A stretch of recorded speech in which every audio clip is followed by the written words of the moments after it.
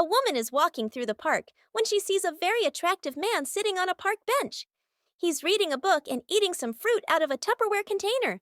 Slowly, the woman gathers the courage to go ask the man out. So she walks over and takes a seat next to him on the bench, turns to him and says, "Sorry to bother you. I know this may be a little forward, but I would love to grab coffee with you sometime." Flattered, the man responds, "Sure, but what makes you so certain you and I would get along so well?" "Well," the woman says, "a couple things, actually. I noticed you were wearing an Iron Maiden t-shirt. Iron Maiden are my favorite band of all time. When they went on their reunion tour in 1999, my parents took me to see them in Cleveland. I was 12 years old. It was the first concert I ever went to. I absolutely love Iron Maiden." The man can't believe it. "I saw them play Cleveland in '99. First concert I ever went to on my own.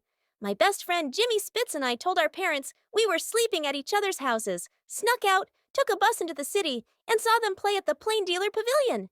Naturally, they're both shocked." "If that isn't weird enough," says the woman, "I noticed you're reading Mark Twain.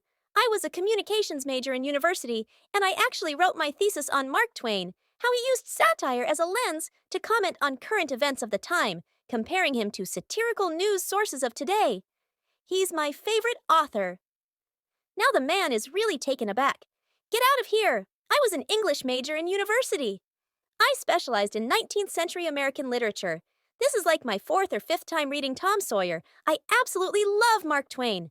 They both can't believe it. This has got to be a match made in heaven. "Okay," the woman says. "Well, buckle up, because here's the icing on the cake. I noticed you're eating a prune. Prunes are my absolute favorite fruit.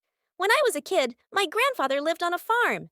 He had an orchard that mainly grew apples and some lemons, but he knew how much my sister and I loved prunes, so he kept a couple of plum trees. Every year at the end of the summer, we'd go up and harvest the plums with him.